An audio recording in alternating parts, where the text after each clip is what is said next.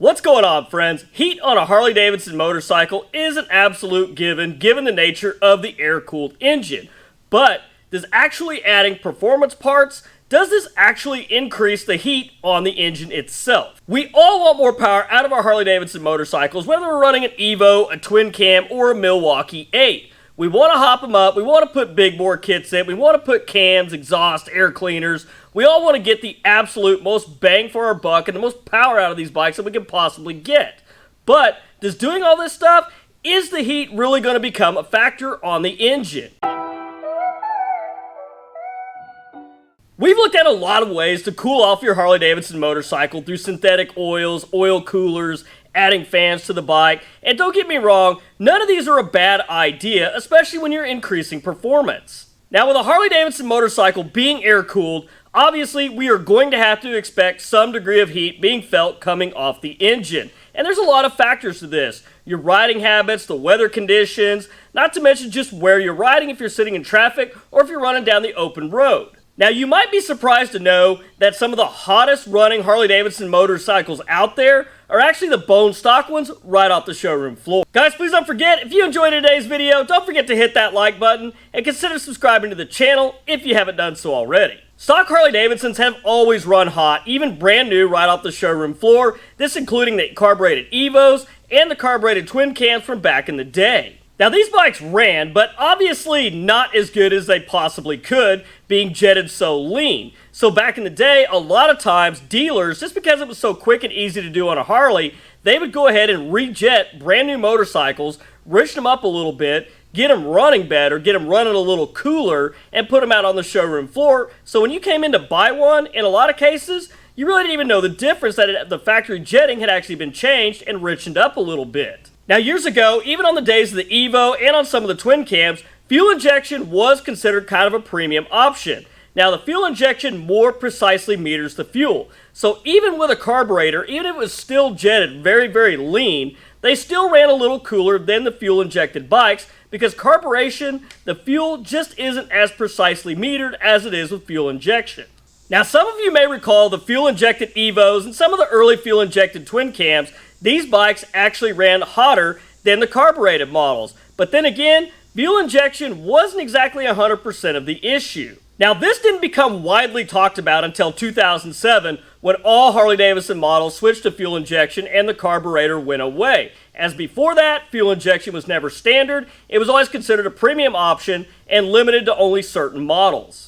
After 2007, with all Harley-Davidsons now being completely fuel injected across the board, we're precisely metering fuel at a very lean air-fuel ratio. Not only that, we had a restrictive air intake, we had restrictive mufflers, and we're feeding this engine very little fuel, just barely enough to get a clean burn and make it satisfy EPA requirements with that restrictive intake and mufflers. This was not good on the twin cam engine, having a 2-valve head, restrictive intake, restrictive mufflers, very little fuel going into the engine. This made the twin cams run extremely hot. You combine all of these factors together, this was not good on the engine because you just simply were not flowing enough air through the motor. You were not putting enough fuel in it to cool it off either. Now, if you ride a bone stock Harley-Davidson right off the showroom floor with absolutely nothing to compare it to, you're going to think it's fine.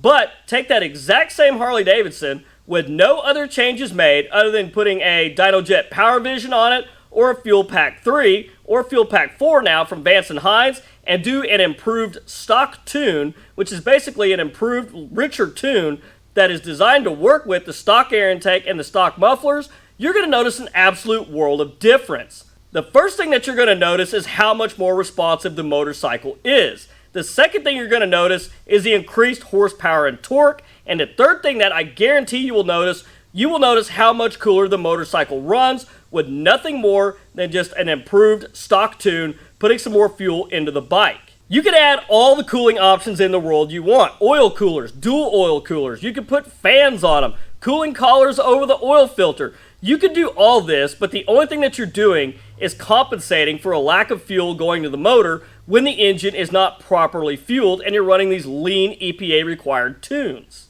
Now, think of a Nitro Harley. This is basically the pinnacle of V-twin performance. These things run on the edge of destruction, pumping out about 2,000 horsepower. Now, I know they don't run for very long before they're run, and they immediately get rebuilt basically after every single run. But the one thing you will notice is the amount of raw fuel coming out of the exhaust of these bikes, because what they're doing is they're running an extremely rich air-fuel ratio to help keep these bikes cool, and they dang sure need it when they go wide open, so it really doesn't matter. They don't have to run them lean, especially with nitromethane. You don't really want to run them lean either. Now, I realize that a nitromethane Harley is basically worlds away from your basic Harley-Davidson street bike, but it's the exact same concept in a lot of ways. What performance parts essentially do is, in theory, they make the engine more efficient. We put on a good free-flowing exhaust, a good free-flowing air cleaner, and we put some more fuel in it with a good tune. This combination together makes that motor cooler and more efficient. This combination basically flows more air in and out of the engine,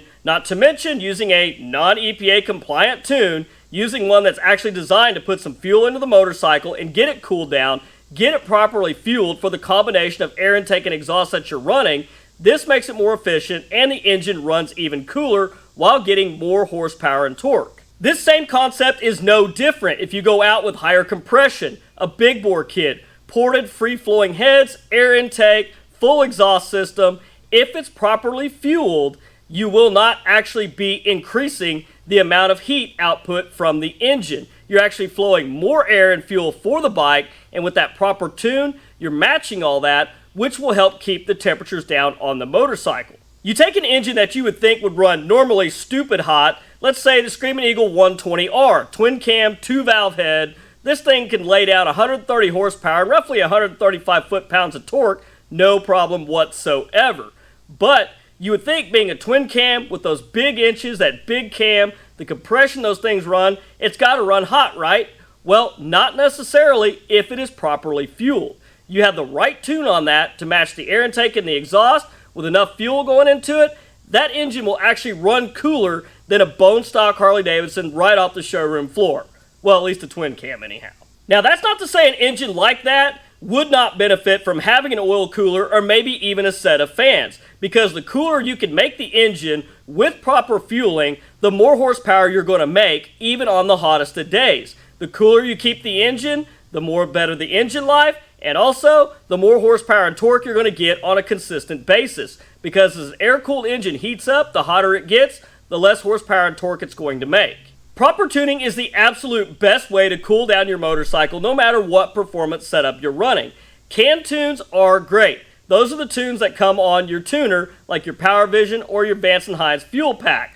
But the problem with the canned tune is yes, they are made for your specific motorcycle, but they are not tailored to your specific motorcycle, because as we know, every engine is just a little bit different. No matter if they're built on the same day, on the same line, the exact same way, they're all going to behave a little differently. Now, most complete performance kits, if you go out and buy a big bore kit with the pistons, the cylinders, the cams, everything you need to put this together, they're going to come with some kind of canned tune that you want to load onto the motorcycle after installation. This is going to get you going. This is going to allow you to break the motorcycle in and ride it safely. But I can guarantee you, you're not going to get the optimum cooling and performance that you could until you get that bike on the dyno. It's going to run great. It's going to put out a lot of power. You may not have any issues with it. You may feel like there's nothing else that needs to be done. But once you get on a dyno and a tuner starts working on it, you'll really start to see the gaps in your performance when it comes to your mapping. The absolute best thing that you can do is get your motorcycle to a qualified tuner. Discuss your goals with them. Do you want maximum horsepower? Would you like a cooler running engine? These guys can get your motorcycle dialed in for exactly what your goals are, no matter what performance goodies you have in your motorcycle. So guys, don't be afraid that heat is going to be a factor in hopping up your bike with big bore kits, cams, ported heads, more compression. This is all not going to be an issue if you have the motorcycle properly tuned and it's getting the proper fuel it needs for the setup that you have.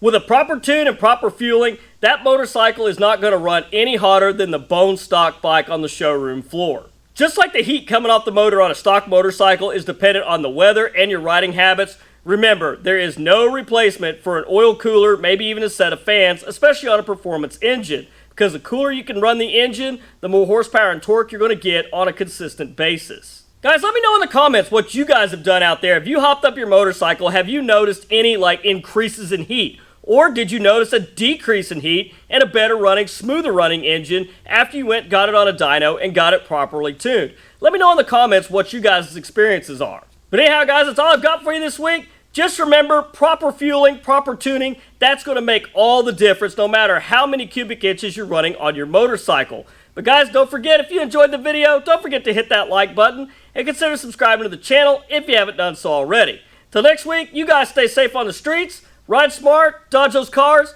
I'll catch you guys back here next week with a brand new video. Thanks for watching.